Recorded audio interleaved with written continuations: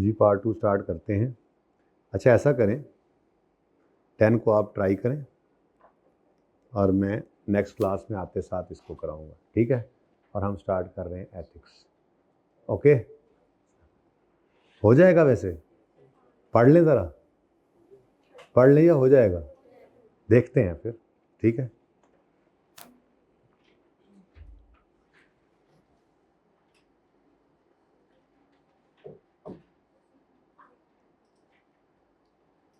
नई चीज़ तो आज एक ही सीखी, छोटी सी। आप लोगों को पेपर का प्रेशर ही इतना है, फिर मैंने कहा चलो नई चीज़ ज़्यादा नहीं सिखाते ना, एथिक्स कर लेते हैं।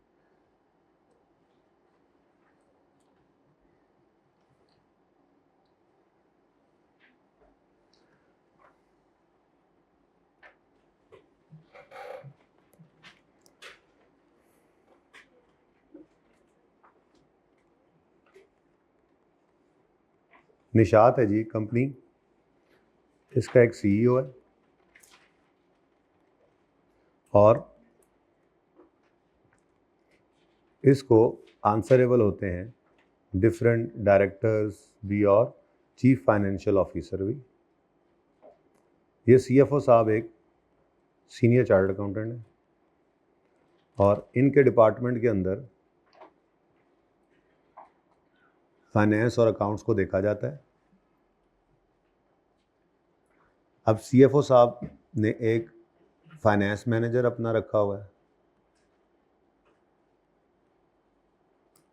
और ये एक ACA हैं और फिर एक अकाउंट्स मैनेजर भी हैं। अलग अलग डिपार्टमेंट ये बने होते हैं, फाइनेंस को देखते हैं या अकाउंट्स को देखते हैं, तो अकाउंट्स मैनेजर है। और ये भी काफ़ी सीनियर है, CFO के बहरहाल जूनियर है। और आगे अब इनके अंडर भी टीम होती है, एग्जेक्टिव्स होते हैं। फाइनेंस मैनेजर के अंडर फाइनेंस एग्जेक्टिव आ गया, तो एक एग्जेक्टिव है जिन्होंने MBA फाइनेंस किया हुआ है।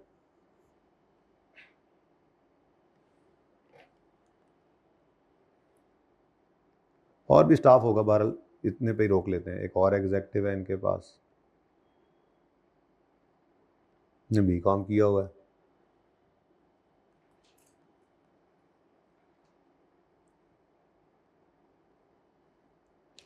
अकाउंट्स मैनेजर साहब ने भी अपनी टीम में को 3 अदर एग्जेक्टिव्स इनके भी हैं। फ्रेश लोग अभी ट्रेनिंग्स टाइप भी होते हैं। इधर ही आप ट्रेनी बनेंगे, आप भी इधर से ही इंडस्ट्री के आर्टिकल कर रहे हो तो आप भी यही काम कर रहे होंगे। तो मसलन कई MCom एक बंदे ने किया हुआ है, एक ने ACCA किया हुआ है, बिल्कुल अभी ACCA करके आया है और वो प्रैक्टिकल एक्सपीरियंस चाह रहा है।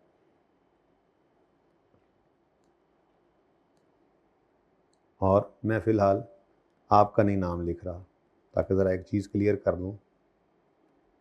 एक और एग्जेक्टिव है, इसने भी BCom किया हुआ है। अब ये ऑर्गेनाइजेशन है जनाब,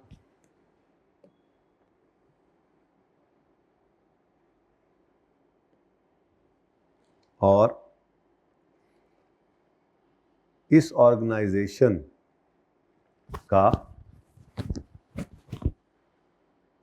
एक्सटर्नल ऑडिटर है PwC इनका, लेट्स से इनका एक्सटर्नल ऑडिटर है।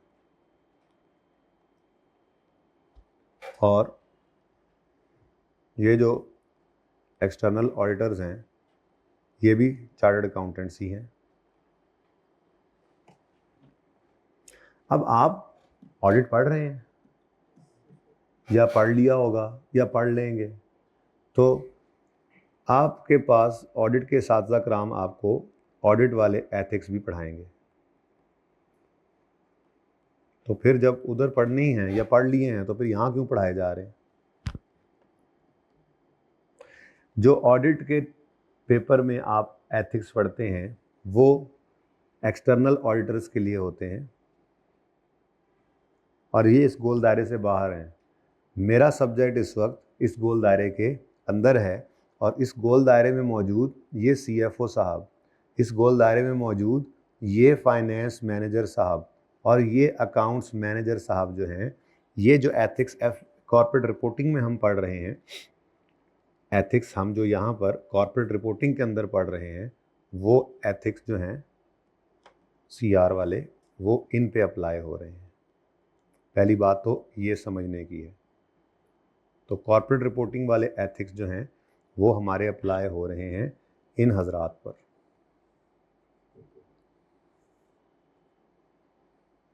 ठीक है जी, ये बात समझ आ गई।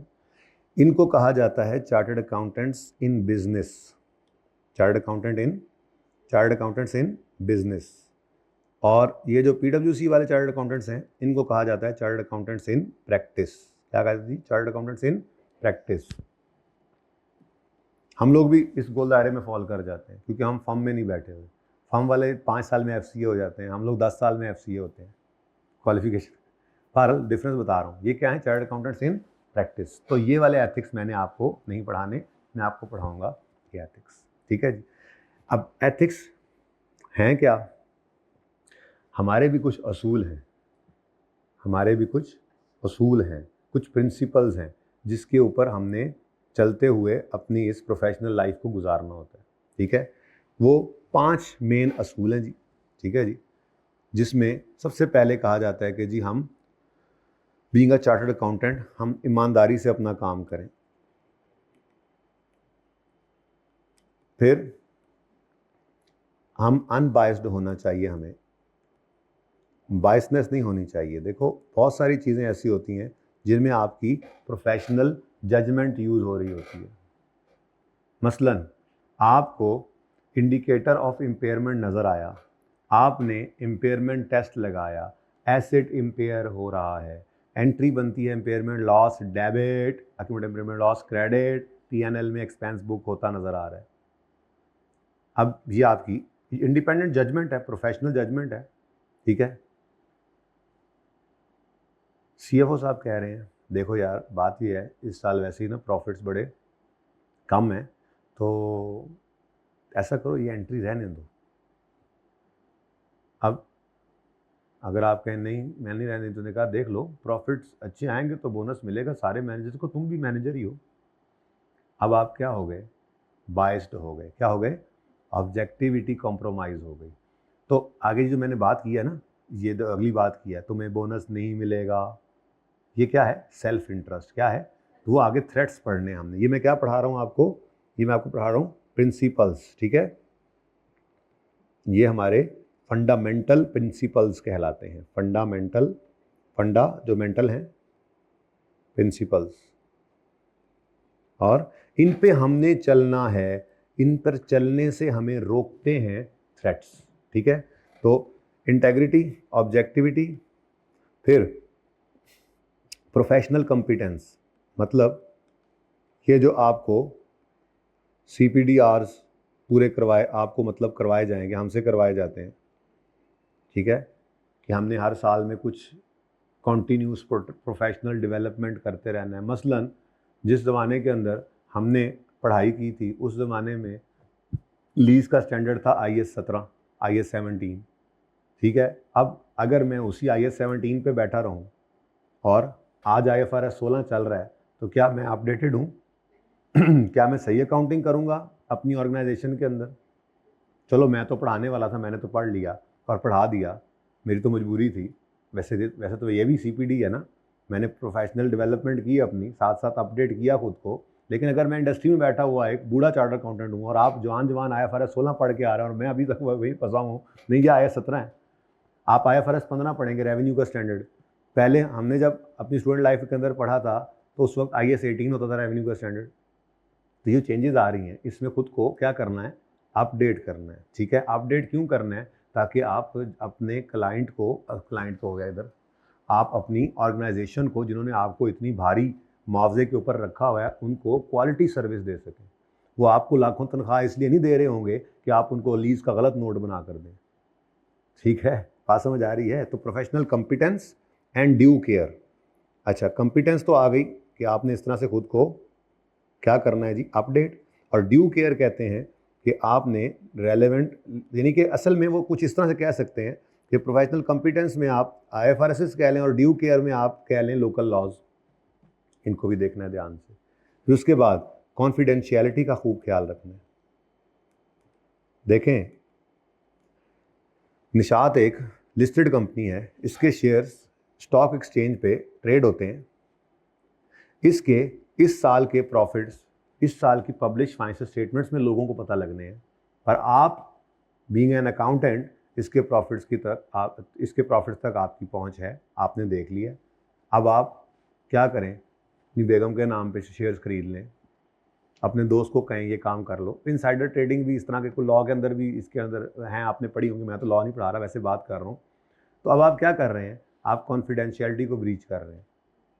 ठीक है, आगे पढ़ते हैं। एक जुमला लिखा हुआ है, डेटेड जुमला याद करने के लिए आपको देना है। मैं वैसे बता रहा हूँ, हैं बातें बड़ी आसान है, एथिक्स से आसान तो कोई चीज़ है ही नहीं।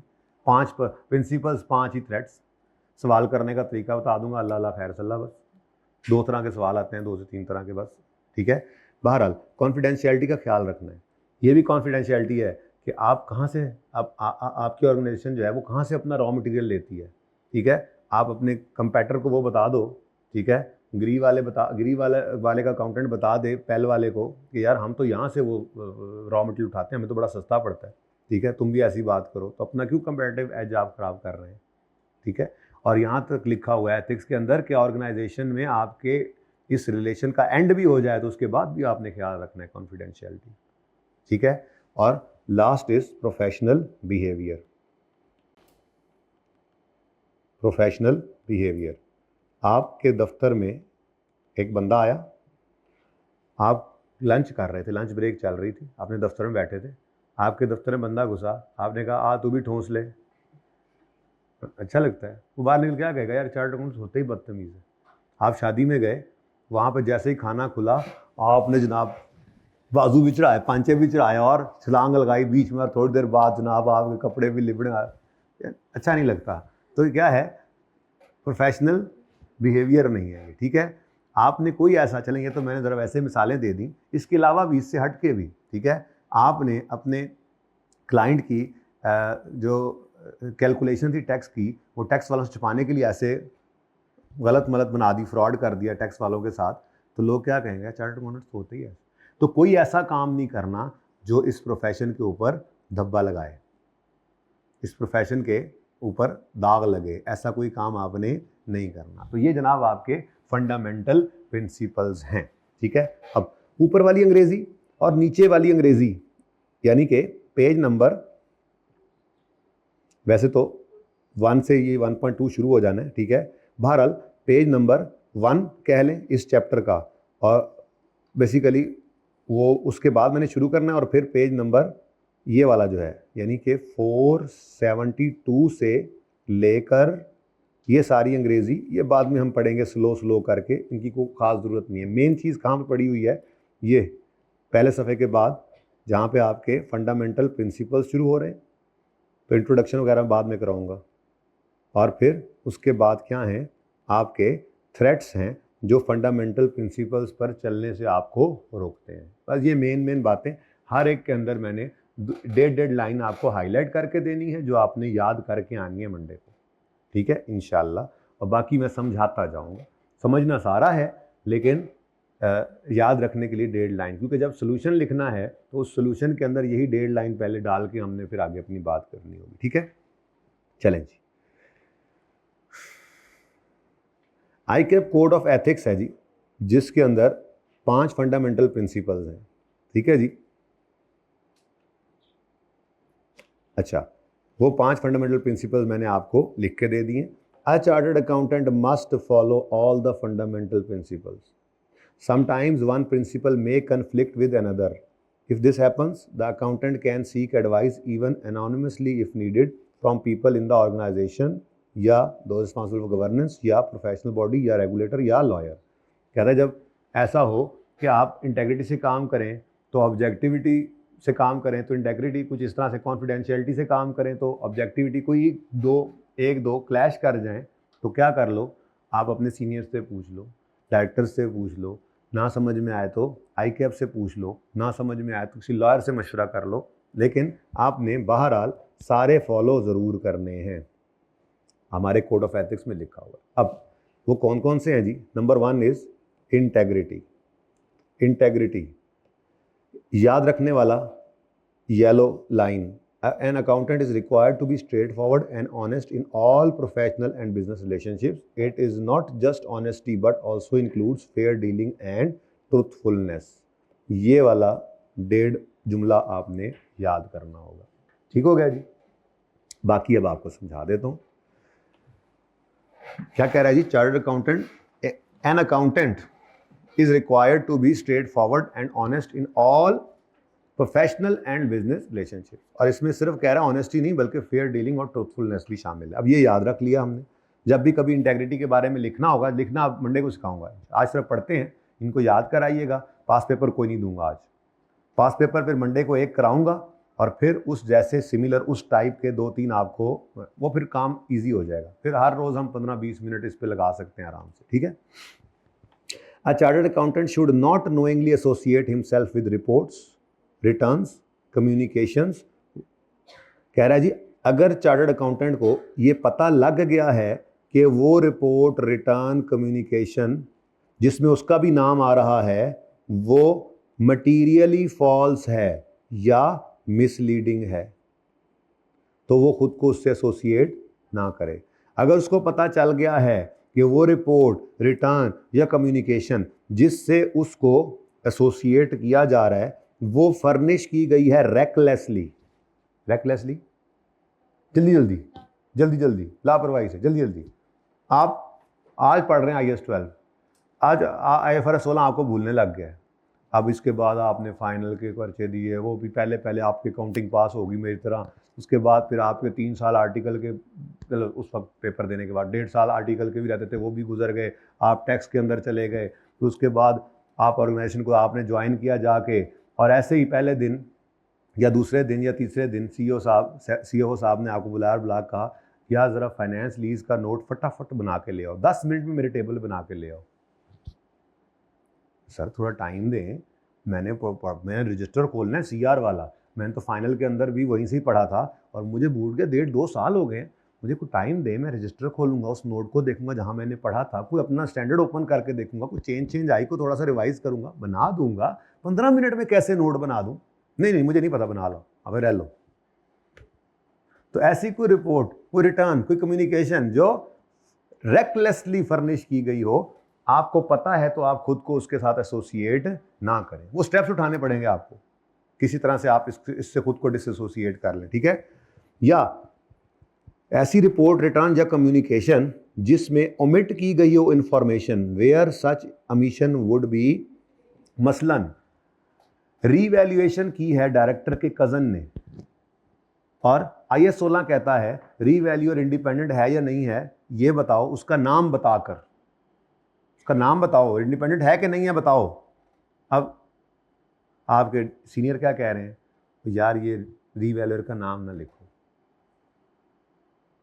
तो आप कहोगे फाइनेंशियल स्टेटमेंट्स के अंदर एक ऐसी चीज़ ओमिट हो रही है कि जिसका ओमिट होना मिसलीडिंग है, तो भाई मैं तो खुद को इसके साथ एसोसिएट, मैं तो इसकी इंक भर लूँगा, मैं तो खुद को इसके साथ एसोसिएट नहीं करूँगा। अब ज़रा पढ़ो अ चार्टर्ड अकाउंटेंट। अब ये सिर्फ एग्जाम्पल की हद तक, ये याद नहीं करना, बस ये याद नहीं करना, समझना था।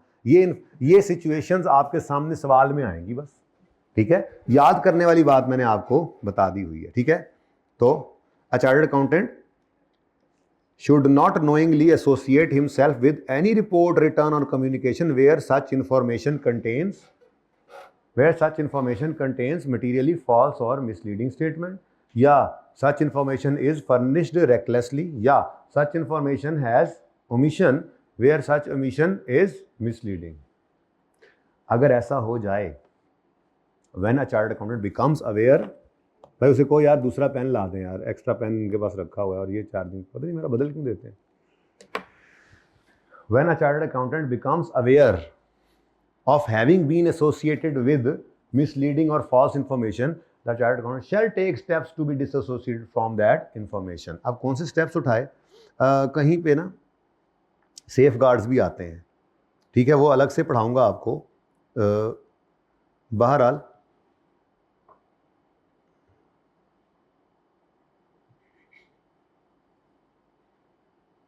चलो जब पढ़ लेंगे, ये सारी बातें लिखी हुई हैं। That is might be misleading, तो आगे फिर तफसील है इसकी, फिलहाल छोड़ो बस इस बात को। उसने क्या कहा है जी, अगर कुछ ऐसा हो जाए कि उसको पता लग जाए कि मुझे मेरा भी नाम उस फाइनेंशियल स्टेटमेंट के ऊपर लिखा हुआ है जिसके अंदर ये ओमिशन हुई है या मिसलीडिंग इन्फॉर्मेशन आ रही है, तो फिर वो रीजनेबल स्टेप्स ले ताकि वो खुद को उससे डिसोसिएट कर ले किसी भी तरह से। रेलेवेंट फोरम पे एजीएम में जाके बता दे भाईजान इसमें मेरा नाम लिखा हुआ लेकिन इसके अंदर देखो इन्होंने ये नाम नहीं लिखा हुआ। खुद रीजनेबल स्टेप्स ले, कुछ भी हो सकते हैं, वो फिर देखेंगे आगे। ठीक है, तो इंटेग्रिटी, डेडलाइन याद हो गई और उसके बाद थोड़ी सी डिस्कशन आ गई। ठीक है जी, नेक्स्ट ऑब्जेक्टिविटी।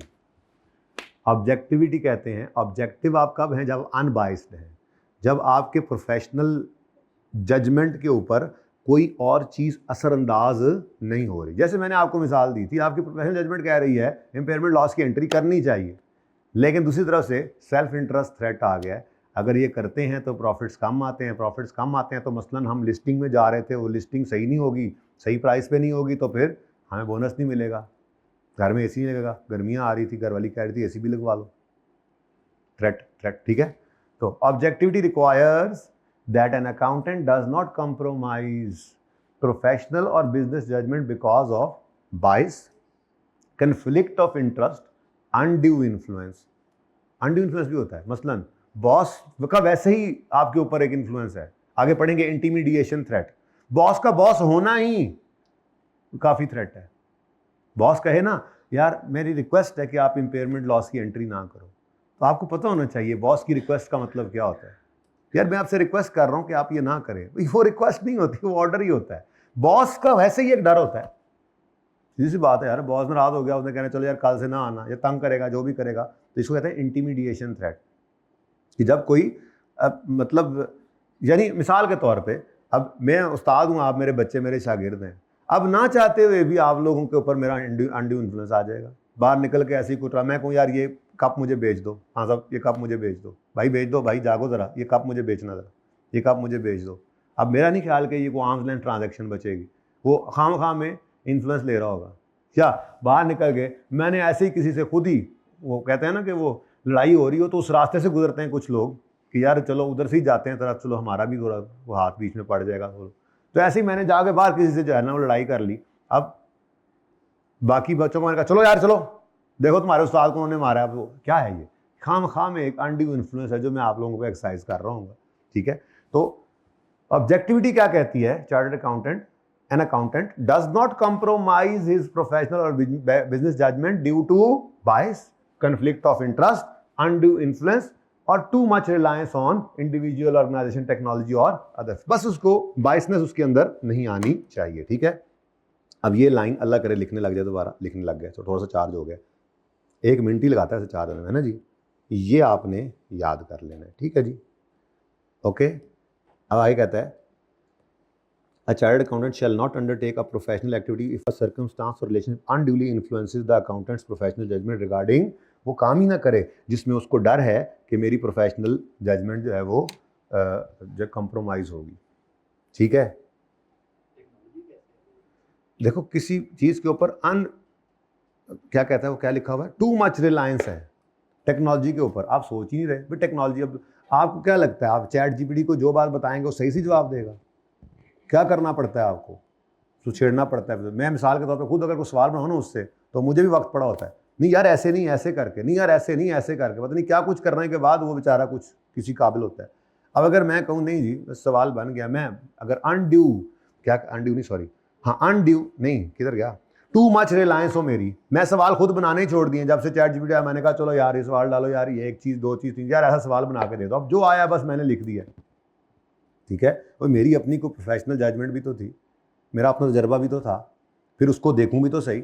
मैंने बस चुप करके उसके ऊपर देखा जी, ऑडिट मैंने मशीन से करना है जी, कंप्यूटर से कराना है, अभी खुद अपनी जजमेंट भी तो हो। तो टू मच रिलायंस नहीं होनी चाहिए इन चीज़ों के ऊपर, मतलब इतनी रिलायंस ना हो, खतरा इस खतरे से बचना है कि आपकी प्रोफेशनल जजमेंट जो है वो मतलब उसमें बायसनेस ना आ जाए, due to what due to what due to what, due to bias, due to conflict of interest, due to undue influence, due to much reliance on किसी इंडिविजुअल, किसी की बात मान ली आपने, मेरी बात, टू मच रिलायंस यार, देख ही लिया करो जाके, मैं कहता हूँ किताब भी पढ़ लिया करो, मैं गलत ही ना पढ़ा रहा हूँ आपको, टू मच रिलायंस, ठीक है। तो बायस, जब चार्टर्ड अकाउंटेंट बन जाएंगे तो फिर इन चीज़ों का ध्यान रखना पड़ता है ना, ठीक है, सही है।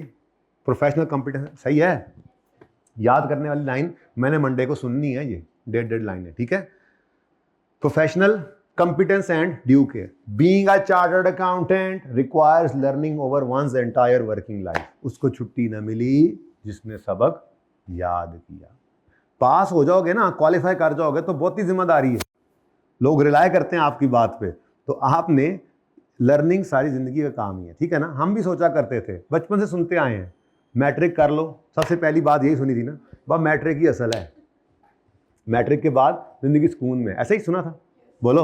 अच्छा, फिर मैट्रिक हो गया, अल्लाह अल्लाह करके ये चार्जिंग पे लगा देना, ठीक है। मैट्रिक हो गया तो फिर सुना नहीं इंटर ही है, इंटर हो जाए ना सही, अगर तो मेहनत कर लो, उसके बाद फिर कोई मसला नहीं है।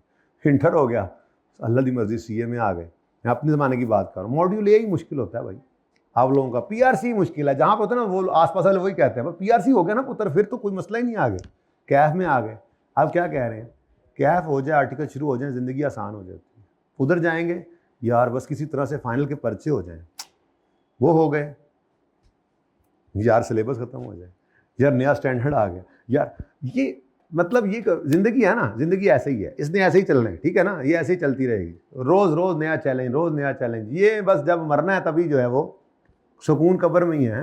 अच्छा, तो professional competence and due care कहता है जी, being a chartered accountant requires learning over one's entire working life. हाँ, वर्किंग लाइफ, काम छोड़ दो, फिर बेशक लर्निंग छोड़ दो, ठीक है। सीए कर लिया था, मैं पढ़ाना छोड़ के मैं चला जाऊँ गांव में जाके, वहाँ पे अपनी ज़मीनों के ऊपर जनाब वाई शुरू कर दूँ, जानवर पाल लूँ, फिर मुझे क्या FRS 16 को अपडेट करने की ज़रूरत है। हाँ, IS 41 को मैं अपडेट कर लिया करूँगा, चलो अपनी अकाउंटिंग करने के लिए, क्या ख्याल है, सही है। This principle requires an accountant to attain and maintain professional knowledge and skills. Attain and maintain, attain भी करो और मेंटेन भी करो, at the level required to ensure that, ये क्लाइंट को काट दें, ensure that employing organization receives competent professional services based on current technical and professional मतलब आप उनको इतने पैसे वो आपको किस लिए दे रहे हैं, आप PPE का गलत नोट बना के दो उनको। attain and maintain professional knowledge and skills at level required to ensure, मैंने ये क्लाइंट इसलिए काट दिया है भाई, वो ना असल में वो तो बात हो रही है एक्सटर्नल ऑर्डर के लिए, ठीक है ना जी, इतनी सी बात कि आपकी एम्प्लॉइंग ऑर्गेनाइजेशन रिसीव करे आपसे कंपिटेंट प्रोफेशनल सर्विस, ठीक है जी, जो आजकल करंट, और फिर साथ ही act diligently in accordance with applicable technical and professional standards, ठीक है, टेक्निकल एंड। अब ये वाली बात थोड़ी सी याद करनी है माजरत के साथ, लेकिन कम से कम इतना तो पता हो, ये इतना तो लिख सकें आप, बाकी भी ठीक है अच्छी बात है, लेकिन ये तो कम से कम लिखना पड़ेगा आपको। जब आप प्रोफेशनल बिहेवियर की बात करने का तो पहली लाइन ये लिख देंगे, ठीक हो गया। अच्छा, अब आगे कैसे मेंटेन करें, वो कहता है जी, maintaining professional competence requires continuing understanding of relevant technical and professional development, continuing professional enable to, ये CPDRs की बात कर रहे हैं। enable a chartered accountant to develop and maintain capabilities to perform competently. Diligence includes the responsibility to act in accordance with requirements of an, आप responsibly act करें, कोई भी असाइनमेंट आया आप तो डिलीजेंट का मतलब ये होता है, ठीक है ना, आपको कोई काम दिया जाए रिस्पॉन्सिबली उसको करना है, अपनी जिम्मेदारी समझ के करना है, सर से नहीं उतारना है, ठीक है, सही काम करके देने की कोशिश करनी है। In complying with this principle, a chartered accountant shall ensure appropriate training and supervision of staff working। भाईजान, आप अगर अकाउंट्स मैनेजर हैं तो जो नीचे 3 एग्जेक्टिव्स हैं आपके, उनकी ट्रेनिंग भी आपके जिम्मे।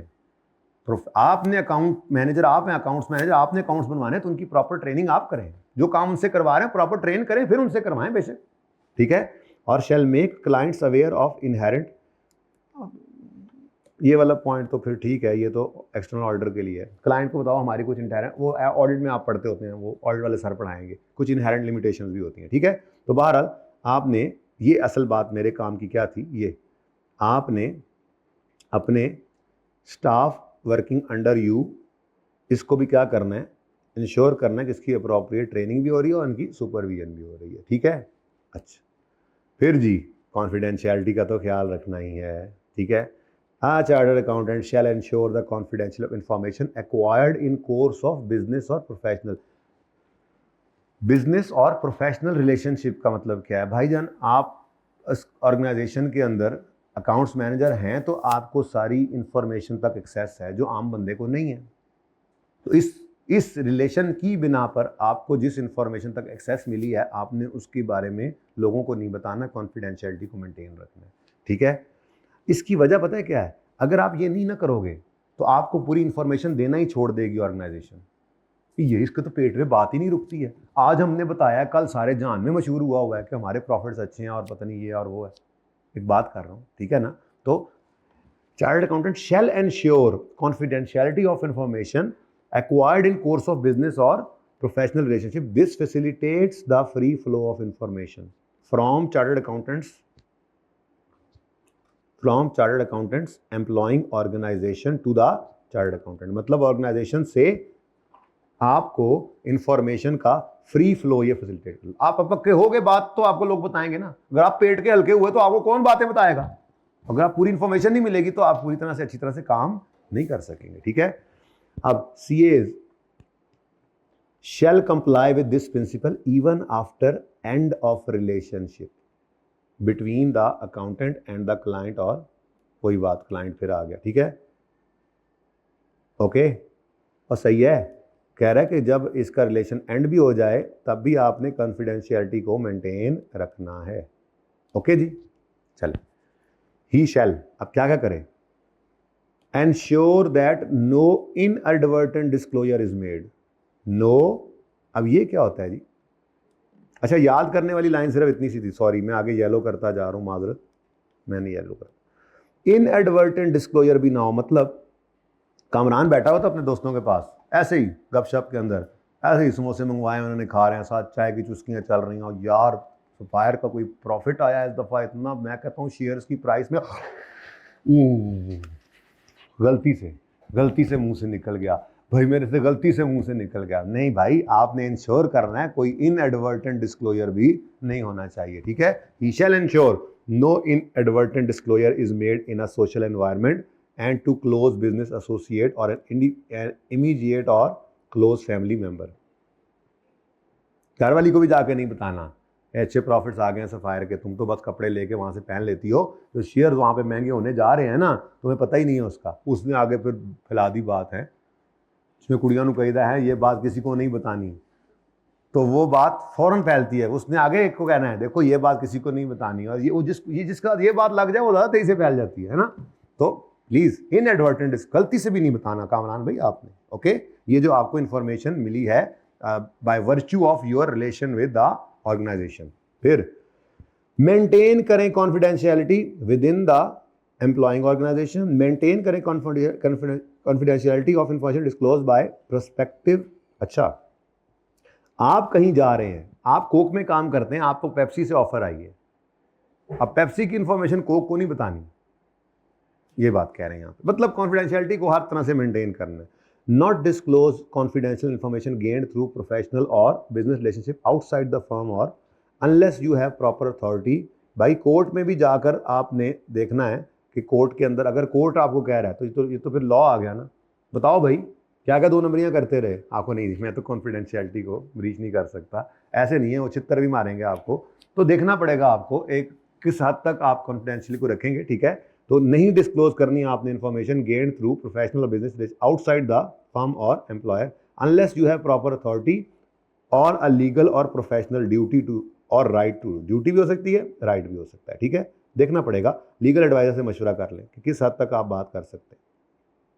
Not use information for personal advantage, खुद शेयर्स खरीद लें या खुद नहीं खरीदने, अच्छा नहीं लगता, लोग पकड़ लेंगे फौरन, बेगम के नाम खरीद लेते हैं, प्रॉफिट्स अच्छे आ रहे हैं, शेयर की प्राइस बढ़ेगी, जैसे ही ये फाइनेंशियल स्टेटमेंट्स पब्लिश होंगी शेयर की प्राइस ने शूटर मारना है, घरवाली के नाम पे शेयर खरीद, बच्चों के नाम पे शेयर खरीद लें। ना, अपने पर्सनल एडवांटेज के लिए इन्फॉर्मेशन को यूज़ ना करें और advantage of a third party, अपने किसी दोस्त यार के लिए भी नहीं।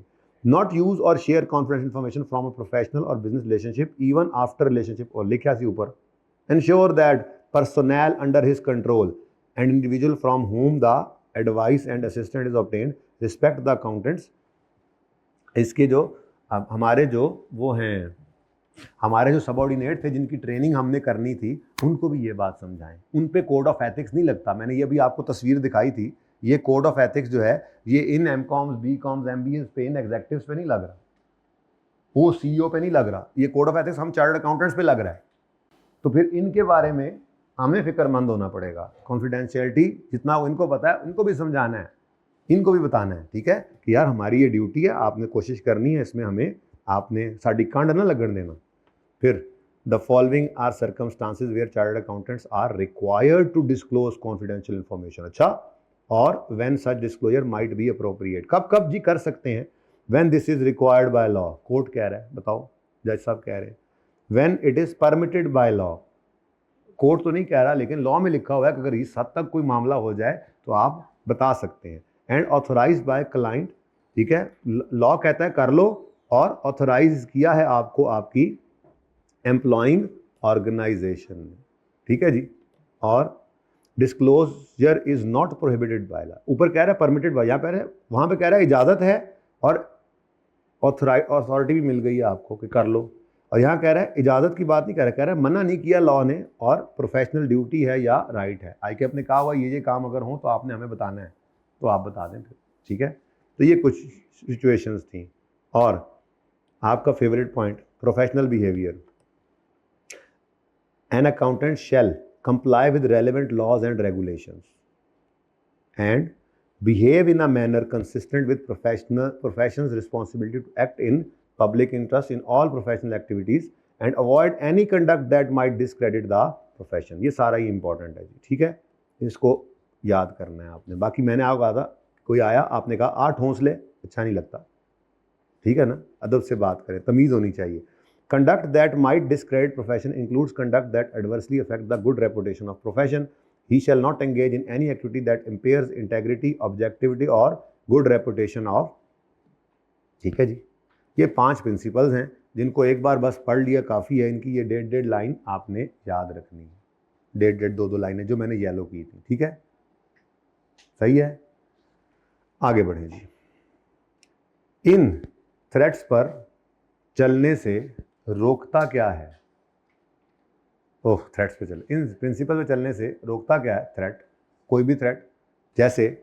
जैसे threats to fundamental principles are, number 1, compliance with fundamental principle may potentially be threatened by a broad range of circumstances. Many threats fall into the following categories. Number 1, self interest। Self interest threat क्या है? Self interest threat क्या है?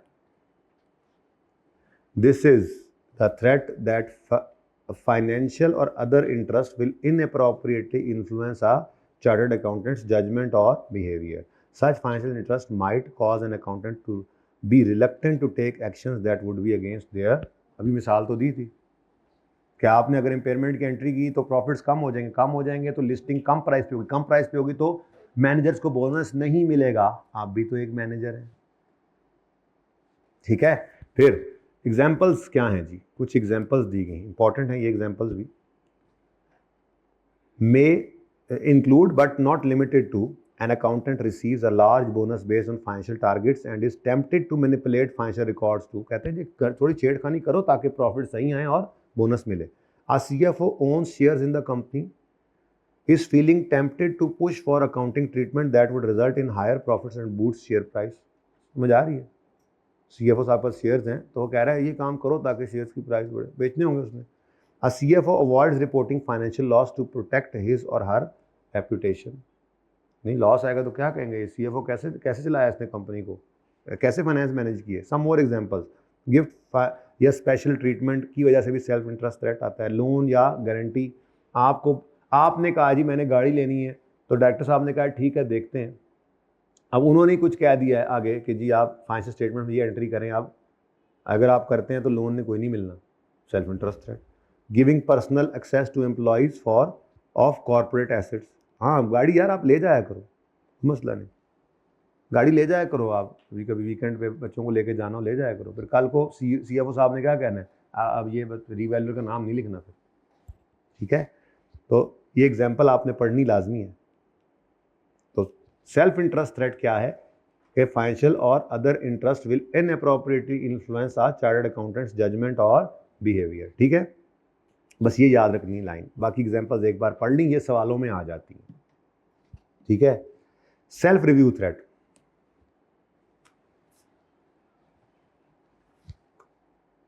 कौन hostel में रहता है आप में से? आपने हॉस्टल में कढ़ाई बनाई,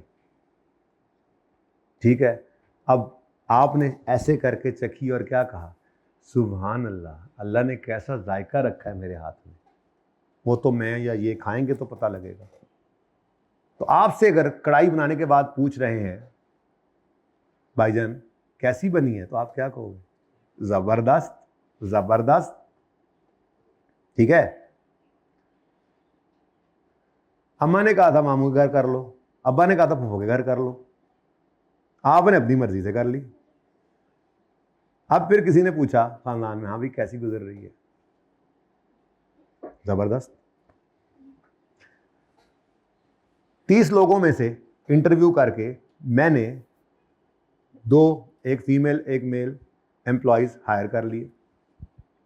अब मैंने 30 में से खुद सेलेक्ट किया। ठीक है अब 2 महीने गुजरे, सीएफओ साहब ने पूछा, हाँ भाई कैसे जा रहे हैं आपके नए रिक्रूटेड ट्रेनीज? जबरदस्त। हालांकि दिल खून के आंसू रो रहा होगा, जबरदस्त। क्यों?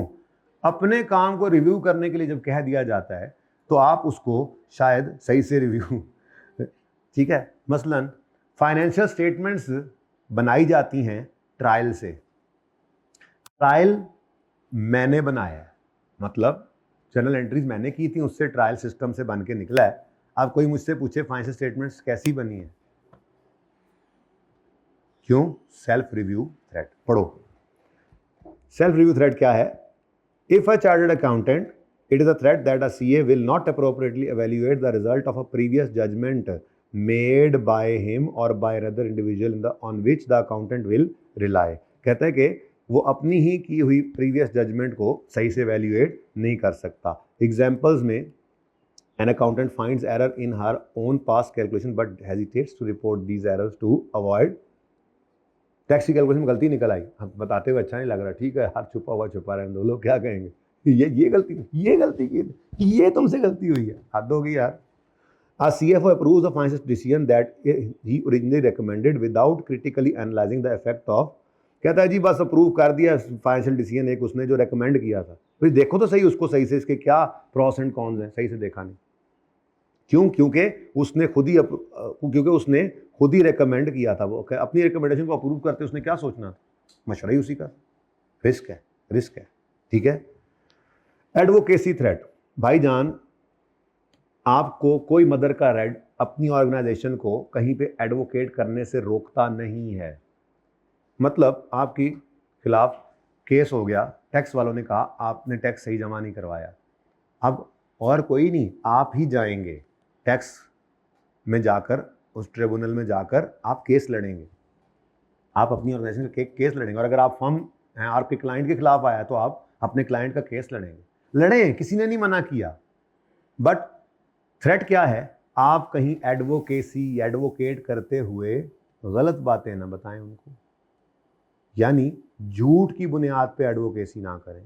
थ्रेट ये है, एडवोकेसी इज नॉट थ्रेट। आपकी ऑर्गेनाइजेशन है, आपको उन्होंने रखा ही इसीलिए हुआ था, और अगर कोई मसला आया है तो आपने उसको एडवोकेट तो करना है। प्रॉब्लम क्या है? सही एडवोकेट करना, गलत नहीं करना। अ chartered accountant in business may often need to promote the organization's position by providing financial information। जरूरत पड़ सकती है। Advocacy threat is that a chartered accountant will promote a client's or employing organization's position। फिर वही client आ गया बीच में यार, एक तो promotes, ऑडिट बीच में घुसाता है audit. Advocacy threat is that chartered accountant will promote employing organization position to the point that accountant's objectivity is गलत तरीके से एडवोकेट नहीं करना। ठीक है, for example CFO defends potentially incorrect information to protect interest of employing organisation. पता है गलत टैक्स कैलकुलेट किया, फिर भी जाके केस लड़ी जा रहा है, वैसे झूठे बिल बना के दे रहा है, ये गलत। ये एडवोकेसी थ्रेट यही तो है। अब आपने इंटेग्रिटी से काम नहीं किया। प्रिंसिपल क्या था? इंटेग्रिटी। एडवोकेट करते हुए वो ब्रीच हो रहा है, क्योंकि आप इंटेग्रिटी से काम नहीं कर रही। As long as information is neither false nor misleading, such action would not create an, सही सही करो, कोई मसला नहीं, ठीक है। Familiarity threat, the threat that due to long or close relation with the client, relationship with employing organization, a chartered accountant will be too sympathetic to their interest and too accepting for their work. पिछले 20 साल से इसी organisation में है, अब आज ज़रूरत पड़ी है उनको, थोड़ा सा झूठ आपको बोलना पड़ रहा है, तो आपको बोलते हुए थोड़ा सा मसला तो आएगा, यार इतने अरसे से यहाँ पे हूँ, आज उनको मेरी ज़रूरत पड़ गई, मेरे झूठ की तो बोल दें ना। इंटेग्रिटी एक प्रिंसिपल है हमारा, और थ्रेट फेमिलियरिटी ही तो थ्रेट है, ठीक है। लॉन्ग एसोसिएशन ऑर्गेनाइजेशन के साथ हो या किसी दूसरे के साथ हो, यानी आपकी ऑर्गेनाइजेशन का सप्लायर है कोई, पिछले 20 साल से आता है वो, आपके साथ ही उसका ताल्लुक बन गया, गिफ्ट शिफ्ट भी लाता है आपके लिए, और आप उसका चेक फ़ौरन बना के फाइनेंस डिपार्टमेंट से आप निकाल देते हो, ठीक है। तो यहाँ पर आप तसल्ली से देखते भी नहीं हो, नहीं ये तो मुनासिब नहीं है। फेमिलियरिटी थ्रेट आपको ऑब्जेक्टिवली काम करने से रोक रहा है, ये long association. Example of circumstances that may create familiar threat include a chartered accountant is in a position to influence financial or non-financial reporting to support an immediate or close family member. आपने अपने बच्चे की ऐसी तारीफ़ें की हैं अपने boss के सामने कि जी आप बड़ा बेहतरीन काम कर रहे हैं, आप ऐसा करें उसको मरी वाली ब्रांच में ना आप ट्रांसफ़र कर दें, तो आप इस पोजीशन में हैं कि फाइनेंशियल या नॉन फाइनेंशियल रिपोर्टिंग को सपोर्ट कर रहे हैं, ठीक है। Long association with business contracts influencing business decision. An accountant overlooks mistake in vendor payment because he personally knew the, ये मैंने अभी जो बात की, ठीक है। और इंटिमिडेशन थ्रेट मैंने कहा था जी, बॉस का डर, बस आसान अल्फाज में बॉस का डर। बाकी इंटिमिडेशन थ्रेट ही मेरे से भी आप फील करें, मैं आपका बॉस नहीं हूँ पर उस्ताद, तो एक ताल्लुक उस्ताद शागिर्द का ऐसा होता है जैसे वालिद का बच्चे का, तो रूहानी वालिद का और रूहानी बच्चों का ऐसा ही ताल्लुक होता है। तो खाम में बच्चे खाम में मेरी हर बात का प्रेशर लेंगे। मैं वैसे भी कहूँगा ना, बेटा मेरी रिक्वेस्ट है कल क्लास रख लें, अब पता है इनको कि इसका दिल है ना, तो रिक्वेस्ट कोई नहीं है, इसने करनी है, मान लेंगे, चीखेंगे चिंगाड़ेंगे, चुप करो बस, सही है ये कर रहे हैं, बस बात खत्म हो गई, ठीक है। तो इंटिमिडेटिंग थ्रेट क्या है? It is a threat that CA will be deterred from acting objectively because of pressure, including attempts to exercise undue influence over the accountant. For example, when he encounters an aggressive and dominating individual at his employer. के boss जो है ना वो है ही बड़ा जो है वो डोमिनेटिंग एग्रेसिव, ठीक है। फिर विच आ गया, okay. Examples that may create individual threat include threat of dismissal, entry नहीं करनी है वरना कल से घर ही रहना, और रिप्लेसमेंट, एंट्री नहीं करनी है वरना ऐसी जगह तबादला कराऊंगा, याद रखोगे। On disagreement on applying an accounting principle or the way which financial information is to be reported, अगर आपने डिसएग्री किया इन बातों पर तो थ्रेट ऑफ डिसमिसल है। या dominant personality influencing decision of CA, dismissal का थ्रेट नहीं है पर वैसे ही बॉस कह रहा है, बॉस की बात भी तो माननी है। या a CFO is being pressured by board of director to approve financial statements that he believes are, अब आपको पता है फाइनेंशियल स्टेटमेंट्स में अप्रूवल, पता नहीं है, पता लग जाएगा आगे जाके पढ़ लेंगे, फाइनेंशियल स्टेटमेंट्स में अप्रूवल चाहिए होता है CFO का भी, लिस्टेड कंपनी का, तो वो कह रहे हैं कि जी कर दो, प्रेशर है, क्या कर सकते हैं, ठीक है। तो ये 5 प्रिंसिपल्स हैं और 5 थ्रेट्स हैं, इनकी ये डेड लाइन्स जो हैं ये याद करने के लिए आपके पास पूरे 2 दिन हैं आप, ठीक है। रिजल्ट अल्लाह अच्छा ही दिलाएंगे आपको, ये करके आना ताकि इसके एक टाइप के सवाल हम कर लें, ठीक है जी। तो ये मेन काम हमने कर लिया है इसका, अब इस पर बस एक सवाल में थ्रेट्स आपको बता दूंगा, एक सवाल सॉल्व करना सिखाऊंगा, तो उसमें फिर थ्रेट्स आपको सिखा दूंगा, और उसके बाद फिर आगे दूसरी टाइप इसके अंदर जो है यही प्रिंसिपल, यही threats, safeguards, principle, threats, safeguards. Principle पूरे करने हैं, थ्रेट्स जो पूरा नहीं करने दे, सेफ गार्ड्स हम क्या करें, भाई यही है। और ये 6-8 नंबर का आ भी जाया करता है कभी कभार, रूटीन में नहीं, लेकिन ये हो सकता है इस टाइम में आ जाए, तो उम्मीद है आप ये याद करके आएंगे। तो ज़िंदगी अगर रही तो कल मंडे को मुलाकात होगी। अल्लाह हाफ़िज़।